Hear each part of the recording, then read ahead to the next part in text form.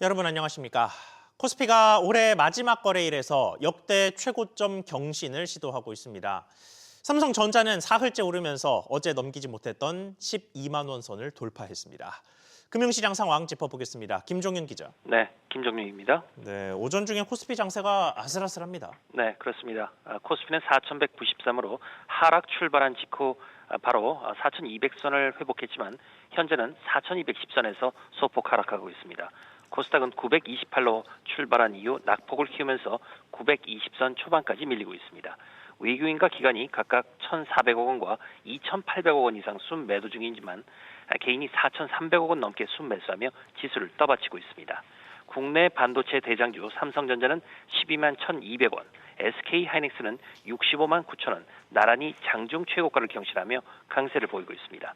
반대로 잇따른 계약 해지에 LG에너지솔루션은 약세를 이어가고 있고 LNF도 테슬라가 3조 8천억 원대의 양극재 공급 계약을 해지했다는 소식에 9% 급락했습니다.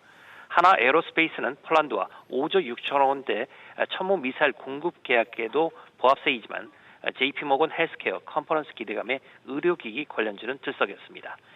LNC 바이오그룹이 인수 계약을 철회한 셀로메드는 하한가를 기록했고 올해 마지막 공모주 세미5는 코스닥 상장 이튿날 하락했습니다.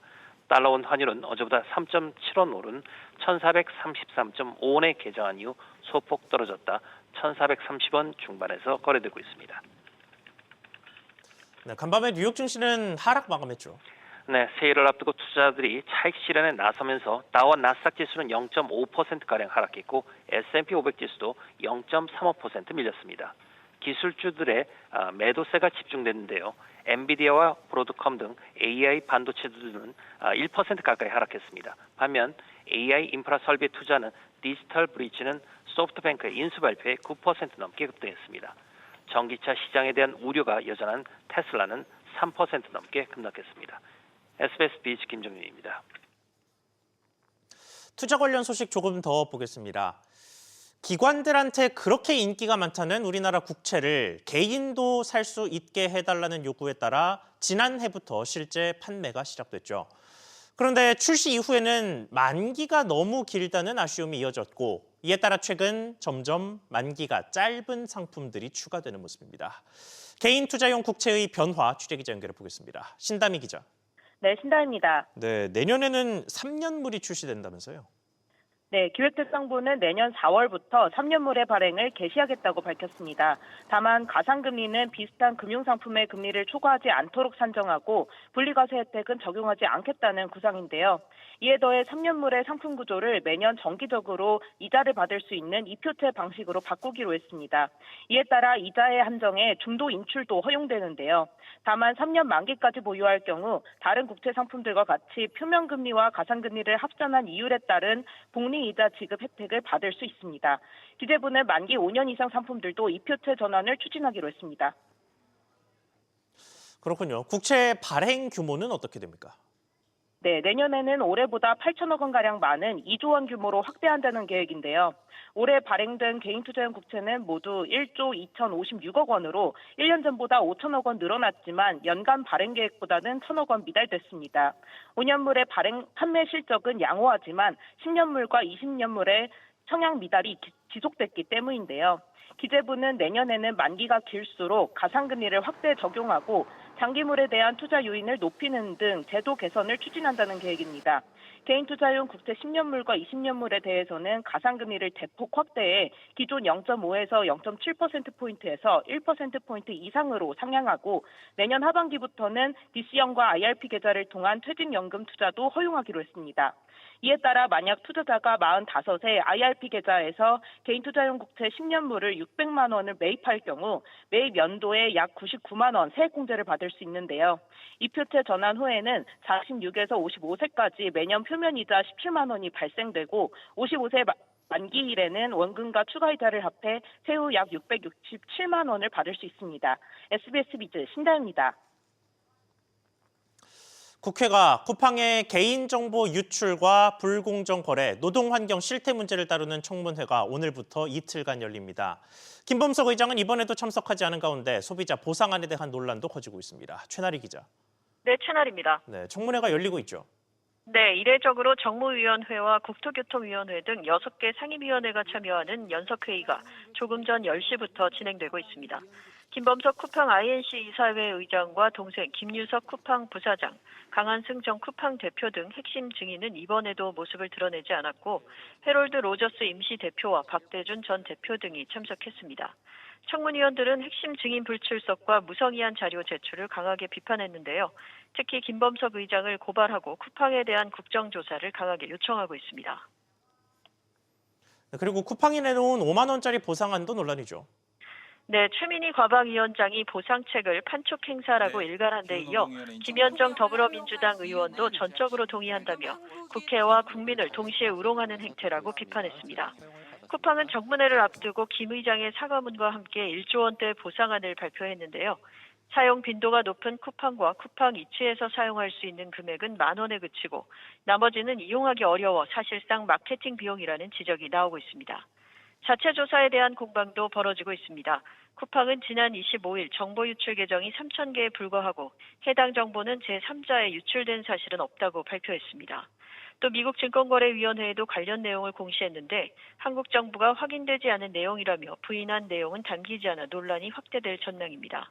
이와 관련해 쿠팡은 정부 공조와 지시에 따른 것이라고 주장하고 있지만 조금 전 과기부는 쿠팡 유출 규모가 3,300만 건 이상이라는 재확인 결과를 발표했습니다. SBS 비즈 최나리입니다. 조만간 국회가 바빠질 사안이 하나 더 있죠. 초대 기획예산처 장관 후보자로 지명된 이해훈 전 의원이 2번째 출근길에 올랐습니다. 전날 이재명 대통령이 언급한 대로 과거 계엄 옹호 발언을 사과했습니다. 이 후보자의 발언 직접 들어보겠습니다. 김성훈 기자. 네, 김성훈입니다. 네, 우선 사과한 내용부터 전해주시죠. 네, 이 후보자는 예금보험공사에 마련된 인사청문회 준비 사무실로 출근하면서 1년 전 엄동설안의 내란 극복을 위해 애쓰신 모든 분들께 머리 숙여 사과드린다고 말했습니다. 이 후보자는 과거 윤석열 전 대통령의 탄핵이 부당하고 계엄이 불가피했다는 취지의 발언으로 야권과 범여권을 막론하고 비판을 받아왔는데요. 이 후보자는 내란은 민주주의를 파괴하는 불법적 행위라면서 과거 자신이 잘못된 판단을 했다며 사과했습니다. 들어보시겠습니다.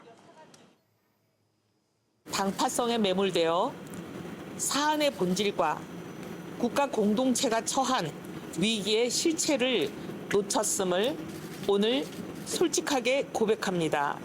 저의 판단 부족이었고 헌법과 민주주의 앞에서 용기 있게 행동하지 못한 책임은 오롯이 저에게 있습니다. 네, 이렇게 사과를 하면서 장관직 수행 의지도 재확인했죠. 네, 그렇습니다. 이 후보자는 결코 개인의 영예를 위해 장관직을 수락하지 않았다면서 과거의 오판을 국정 업무 수행을 통해 증명하겠다고 강조했습니다. 다시 들어보시겠습니다. 제가 평생 쌓아온 경제정책의 경험과 전문성이 대한민국의 발전에 단 한 부분이라도 기여할 수 있다면 그것은 저에게 내려진 책임의 소환이며 말이 아니라 행동과 결과로 이 사과의 무게를 증명하겠습니다. 다만 재정정책 철학과 정책기조 조율 문제 등에 대해선 말을 아꼈습니다. SBS 비즈 김성훈입니다. 다음 소식입니다. 지난 10월 경주에서 열린 에이펙 정상회의가 성황리에 마무리됐죠. 그런데 경제계에서 이 행사를 주도한 대한상공회의소가 비용을 정산하는 과정에서 임직원 비위 의혹이 불거졌습니다. 성공적이었던 행사의 마무리가 개운치 않은 상황이 됐는데 자세히 알아보겠습니다. 이한승 기자. 네, 이한승입니다. 네, 에이펙을 성공적으로 잘 치러놓고 비위 혐의가 있었다니 무슨 일입니까? 네, 이번 에이펙 최고 경영자 서밋을 위해 대한상의 내에서도 추진단이 결성됐는데요. 상의에 따르면 추진단에 소속돼 있던 팀장 1명이 지난 19일 대기 발령 조치를 받았습니다. 이 팀장은 이번 달 초 에이펙 행사 관계자의 숙박비를 정산했는데요. 실제 숙박비인 4,500만 원보다 더 큰 액수를 결제한 후 차액을 개인 계좌로 보내달라고 요구한 것으로 전해졌습니다. 외부 제보로 실제 결제까지는 이루어지지 않았지만 대한상의는 문제가 있다고 보고 내부 감사를 진행 중입니다. 여기에 이번 행사를 총괄 진행한 대행사를 둘러싸고도 뒷말이 나오고 있습니다. 당초 이번 서밋 입찰가는 28억 5천만 원이었는데요. 해당 대행사가 이보다 더 큰 금액을 사업비로 청구했다는 의혹이 불거졌기 때문입니다. 네, 그러면 관련돼서 상의의 입장은 뭡니까? 네, 아직 이번 행사 관련 정산이 마무리되지 않았고 내부 감사도 진행 중인 만큼 지켜봐야 한다는 입장입니다. 하지만 형법상 횡령이 미수에 그치더라도 형사처벌 대상이 될 수 있는 만큼 숙박비를 사적 유용하려 했던 해당 팀장의 처벌도 가능하다는 해석이 나오고 있습니다. 게다가 통상 입찰가보다 사업비가 더 나오곤 했다는 식으로 이번 사안을 묻을 게 아니라 구조적인 유착관계에 대한 면밀한 조사도 필요하다는 지적입니다. SBS 비즈 이한승입니다. 얼마 전 정보 유출 기업 대열에 합류한 신한카드에서도 추가 의혹이 불거졌습니다. 정보가 유출된 걸 인지하고도 정작 피해자들 본인에게 제때 알리지 않았다는 내용인데요. 관련 내용을 개인정보보호위원회가 들여다보고 있는 것으로 확인됐습니다. 윤지혜 기자. 네, 윤지혜입니다. 네, 정부가 들여다보고 있는 내용 자세히 전해주시죠. 관련 업계에 따르면 개인정보위원회는 신한카드의 개인정보 유출 사실 자체뿐만 아니라 신한카드가 신고 및 통지 의무를 제대로 이행했는지 여부도 따져보고 있습니다. 현행 개인정보보호법은 개인정보 처리자는 유출 사실을 인지하게 된 때로부터 72시간 이내에 피해자에게 유출 항목, 시점, 경위 등을 알려야 한다고 돼 있습니다. 이는 피해자가 비밀번호 변경이나 결제 차단 등 즉각적인 조치를 취해 2차 피해를 막기 위한 최소한의 안전장치입니다. 하지만 신한카드는 정보 유출을 인지하고도 가맹점주들에게 늦게 통지했다라는 지적이 제기됐습니다. 개보위도 이러한 신고 의무 위반 가능성이 있다고 보고 해당 내용을 조사 중입니다. 자, 그러면 신고 의무 위반이 사실로 드러나면 어떤 제재를 받게 됩니까? 현행법상 통지나 신고 의무를 위반할 경우 최대 3천만 원의 과태료가 부과됩니다. 신한카드의 정보 유출 사건은 제보자가 국민권익위원회에 신고하고 권익위가 이를 다시 개보위에 이첩하며 시작됐습니다. 관건은 신한카드가 자료를 넘겨받은 뒤 내부적으로 유출이라고 판단한 뒤 의도적인 시간 끌기가 있었는지 여부입니다. 개보위는 지난 16일부터 정보 유출 관련 조사를 시작했다고 밝힌 반면 신한카드는 관련 내용이 언론을 통해 알려진 뒤 23일 오후가 돼서야 가맹점주들에게 유출 사실을 통지했습니다. 다만 신한카드가 신고 의무를 위반한 것으로 드러나도 과태료는 수백만 원에 그칠 것으로 파악됐는데요. 일부에서는 잇따른 정보 유출 사고에도 솜방망이 처벌 탓에 기업들이 신속한 통지보다 사태 축소나 내부 법률 검토에 시간을 쏟게 된다는 지적도 나옵니다. SBS 비즈 윤지혜입니다. 메모리 반도체를 제외한 분야에서 실적을 내야 한다는 건 삼성전자를 오랫동안 압박했던 과제였습니다. 그 돌파구로 차량용 소프트웨어 시장이 거론되고 있는데 이번에 BMW의 신형 전기차에 삼성전자 반도체 칩이 탑재된다는 소식이 나왔습니다. 자세한 내용과 의미 짚어보겠습니다. 류정현 기자. 네, 유정현입니다. 네, 일단 구체적으로 어떤 차종에 무슨 칩을 공급하는 겁니까? 네, 삼성전자 디바이스 솔루션 DS 부문이 차량용 인포테인먼트 프로세서 엑시노스 오토 V720을 BMW에 공급합니다. 해당 프로세서는 BMW 전기차인 뉴 iX3 모델에 탑재될 예정인데요. 다만 구체적인 공급 규모는 공개되지 않았습니다. BMW의 뉴 iX3는 중형 전기 SUV로 지난 9월 독일 민헨에서 열린 IAA 모터쇼에서 처음으로 공개됐고 국내에는 내년 하반기 출시될 예정입니다. 삼성전자가 이 차량에 공급하는 칩은 운전자에게 실시간 운행 정보를 제공하거나 고화질 영상 재생을 가능하게 합니다. 삼성전자는 BMW의 차세대 7 시리즈에도 차량용 반도체 엑시노스 오토 V920을 공급할 예정입니다. 네, 삼성전자가 이 시장에 최근 공을 많이 들이고 있죠. 현재까지 전반적인 성과는 어떻습니까? 네, 이미 삼성전자는 지난 2019년과 2021년에도 각각 아우디, 폭스바겐의 엑시노스 칩을 공급한 바 있습니다. 이번 BMW와 계약으로 독일 완성차 업체를 대상으로 한 반도체 공급 포트폴리오를 확장하게 됐습니다. 차량 내에서 소프트웨어 장치와 기술이 차지하는 비중이 커지고 있는 만큼 이 부분을 공략하겠다는 의지로 풀이됩니다. 삼성전자는 최근 자회사 하만을 통해 독일 GF의 첨단 운전자 보조 시스템 사업을 인수하기도 했고요. 이재용 삼성전자 회장이 지난 3월 중국 전기차 업체 BYD 본사를 찾고 지난 11월 한국을 찾은 올라 칼레니우스 벤츠 회장을 만나는 등 완성차 업체와의 접점을 넓히고 있습니다. SBS 비즈 유정현입니다. 정부가 외국인 부동산 거래에 대한 점검을 주택에서 비주택과 토지까지 확대했더니 이들 거래에서도 불법과 편법이 의심되는 사례가 다수 확인됐습니다. 취재기자 연결해 보겠습니다. 박연신 기자. 네, 박연신입니다. 네, 이번 조사에서 또 적발된 규모는 어느 정도나 되고 또 구체적으로 어떤 사례들이 적발됐습니까? 정부가 지난해 7월부터 올해 7월까지 외국인의 비주택과 토지 거래를 조사한 결과 위법 의심 거래가 88건이 적발됐습니다. 거래 신고분 3건 중 2건이 위법 의심 거래로 드러난 건데요. 대표적으로는 외국인이 해외에서 현금을 들여오면서 외화 반입 신고를 하지 않고 오피스텔을 매입한 사례가 있었고요. 또 90일 이하 단기 체류 자격으로 입국한 외국인이 오피스텔을 사서 월세를 받는 무자격 임대 수익 사례도 확인됐습니다. 이 밖에 가족이나 특수관계 법인에서 거액을 빌려 고가 부동산을 매입한 편법 증여 의심 거래도 적발됐습니다. 거래 가액이나 계약일을 실제와 다르게 신고한 사례, 전매 제한을 피해 분양권을 넘긴 불법 전매 의심 사례까지 포함됐습니다. 네, 정부는 앞서 외국인들의 주택 거래도 조사를 해서 위법 의심 사례를 대거 적발한 바 있습니다. 그런데 이번에 이렇게 비주택과 토지까지 조사 범위를 넓힌 배경은 뭡니까? 정부는 앞서 외국인 주택 거래를 조사했을 때도 전체 거래 절반에 가까운 규모에서 위법 의심 사례를 적발한 바 있습니다.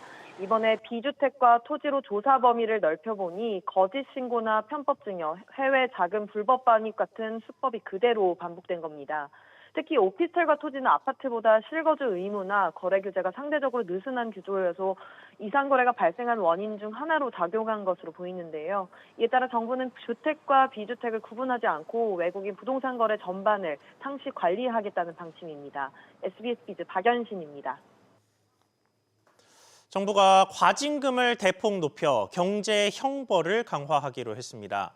불공정 행위의 과징금 상한을 10배 높이고 담합에 대해서도 2배 많은 과징금을 물립니다. 이정민 기자. 네, 이정민입니다. 네, 상한 폭이 상당해집니다. 네, 정부 여당은 331개 관련 규정을 개편하는 2차 경제형벌 합리화 방안을 마련했습니다. 우선 납품업체가 다른 경쟁사와 거래하는 것을 방해하는 불공정 거래 행위에 대해 과징금 상한액이 5억 원에서 50억 원으로 10배 오릅니다. 또 발주자에게 받은 선급금을 하청업체엔 주지 않은 경우에도 지금은 하도급 대금의 2배 이내로 벌금을 내게 돼 있지만 앞으로는 50억 원의 정액 과징금을 묻니다. 다만 사업주의 형사 리스크는 완화되도록 단순 행정상 의무 위반 등에 대해선 처벌을 징역이나 벌금에서 과태료로 낮춥니다. 네, 그리고 대리점 경영에 부당 간섭해도 더 큰 과징금을 물죠. 네, 공급업자가 우월한 지위를 이용해 대리점 거래 정보를 요구하는 것과 같은 부당한 경영 간섭도 형사처벌 대신 금전적 불이익이 커집니다. 우선 시정명령을 내리고 이행되지 않으면 50억 원으로 10배 오른 과징금이 부과됩니다. 또 공정거래위원회는 담합에 대한 과징금 상한을 40억 원에서 100억 원으로 2배 넘게 높이기로 했습니다. 정률 과징금 기준도 관련 매출액의 20%에서 30%로 오릅니다. 공정위는 또 대기업 집단과 지주회사 제도 관련 탈법 행위 등에 대해서도 과징금을 새로 도입하기로 했습니다. SBS 비즈 이정민입니다. 다음으로 불안한 내수 경기 상황 짚어보겠습니다. 지난 10월 반짝 상승했던 내수 소비 지표가 지난달 들어 다시 꺾인 것으로 나타났습니다. 심지어 1년 9개월 만에 가장 큰 폭의 감소세였습니다. 오수영 기자. 네, 오수영입니다. 네, 지난달 소비가 얼마나 그리고 왜 줄었습니까? 네, 국가데이터처가 발표한 지난달 산업활동 동향을 보면 지난달 소매 판매는 전달보다 3.3% 줄어서 2달 만에 감소세로 돌아섰습니다. 10월 추석 효과가 사라지면서 명절 특수가 거친 영향으로 풀이됩니다. 지난해 2월 3.5% 감소했던 이후 21개월 만에 가장 많이 떨어졌습니다. 소매 판매는 지난 8월에 마이너스 2.4%, 9월 마이너스 0.1% 각각 감소했다가 10월 들어 3.6%로 일시적으로 반등했지만 다시 감소세로 11월 전환한 겁니다. 음식료품 등 비내구재가 마이너스 4.3%, 의복 등 준내구재가 마이너스 3.6%로 판매가 각각 크게 줄었습니다. 특히 음식료품 등 비내구재는 작년 2월 마이너스 5.4%였던 이후 최대 감소폭을 기록했습니다. 네, 다행히 다른 경기 지표인 생산과 투자는 소폭 늘었습니다. 그렇습니다. 지난달 전 산업 생산 지수는 113.7로 10월보다 0.9% 올랐습니다. 이 중 광공업 생산은 0.6% 증가했습니다. 반도체가 7.5% 오르는 등 생산 급증에 가장 큰 영향을 받았는데 최근 수출 호황과 10월 급감에 따른 기저효과도 풀이됩니다. 갤럭시 Z 프라이폴드 등 신제품 판매 효과 등으로 전자부품 생산도 5% 늘었습니다. 투자 지표도 소폭 반등했는데 설비 투자는 일반 산업용 기계 등이 늘어서 10월보다 1.5% 증가했습니다. 건설업 생산을 반영하는 건설 기성도 건축공사 중심으로 6.6% 증가했습니다. 다만 향후 건설 경기에 영향을 미치는 건설 수주는 주택 등 건축과 발전, 통신 등 토목을 위주로 1년 전보다 9.2% 감소했습니다. SBS 비즈 오수영입니다. 이런 상황에서 곳곳에 물가 상승 압력은 계속되고 있습니다. 이번엔 전기 요금과 연관된 발전 연료에 대한 세금 감면 혜택이 올해를 끝으로 종료되면서 불안이 커지는 모습입니다. 조슬기 기자. 네, 조슬기입니다. 네, 그러니까 에너지 공기업들이 받던 혜택이 사라지는 거죠. 네, 최근 기획재정부가 개별 소비세법 시행령 개정안을 확정하면서 내년 1월 1일부터 유연탄과 LNG 등 이 발전용 연료에 대한 세금 감면이 종료됩니다. 에너지 공기업의 발전 원가 부담 완화를 위해 2022년 8월부터 개별 소비세 15% 인하 혜택을 부여해 왔는데 이 혜택이 없어지는 겁니다. 이에 따라 내년부터 발전용 유연탄 개별 소비세는 현재 킬로그램당 39.1원에서 46원으로 약 7원 정도 오르게 됩니다. 또 LNG는 킬로그램당 10.2원에서 12원으로 1.8원 인상됩니다. 발전사들의 연료비 부담도 그만큼 커질 수밖에 없는데요. 지난해 발전연료 사용량 기준으로 비용을 환산할 경우 유연탄은 한국전력 발전자회사가 5,700만 톤, 민간 발전사가 1,000만 톤을 각각 썼는데 4천억 원대 중후반 비용 증가가 예상됩니다. LNG도 발전용 수입량 기준으로 400억 원가량 부담이 늘어날 것으로 보입니다. 이러면 전기 요금 인상으로 이어질 수도 있겠습니다. 맞습니다. 한전 누적 적자가 20조 원대에 이르는 상황에서 발전 원가 부담만 상대적으로 커졌기 때문입니다. 당장 다음 달부터 적용되는 내년 1분기 전기요금이 현재 수준에서 동결됐지만 중장기적으로 봤을 땐 전기요금이 인상될 가능성을 배제할 수 없습니다. 또 반도체나 철강 같은 전력 소비가 많은 업종은 정부의 이번 조치가 요금 인상으로 이어질까 우려하고 있습니다. SBS 비즈 조슬기입니다. 새해 들어서는 택배비 부담도 커집니다. 우선 편의점 국제 택배부터 오르는데 국내 일반 택배비 인상 압박도 커질 전망입니다. 취재기자 연결해 보겠습니다. 신채연 기자. 네, 신채원입니다. 네, 일단 해외로 붙이는 택배비부터 오른다고요. 네, GS25의 국제택배 운임이 1월부터 평균 7.9% 인상됩니다. 수요와 이마트24 등도 1월부터 국제택배 가격을 올리는데 구체적인 인상폭은 조율 중입니다. 이번 인상은 배송제 회사인 DHL의 운임 인상에 따른 건데요. GS25의 국제택배 서류 최저 운임은 기존 39,200원에서 42,300원으로 오르고 비서류 최저 운임은 57,900원에서 62,500원으로 인상됩니다. GS25 측은 DHL 운임 정책이 그대로 연동되는 구조라고 설명했습니다. 네, 국내 택배도 가격 변동이 있을까요? 네, 당장은 인상 계획이 없다는 설명이지만 유류비와 인건비, 운영비 등이 지속 상승하면서 가격 인상 압박이 커지고 있습니다. 앞서 CJ 대한통운이 지난해 4월 편의점 택배 운임을 50원 올리려다가 미룬다고 발표했던 만큼 인상 여지가 남아 있습니다. 이런 가운데 중고거래가 활성화되면서 집에서 가까운 편의점 택배 찾는 분들 많으신데요. 올 한 해 당근의 중고거래는 1억 9천만 건으로 4년 사이 22% 넘게 늘었습니다. 국내 택배 가격이 오르면 소비자들의 부담도 더 커질 것으로 보입니다. SBS 비즈 신채원입니다.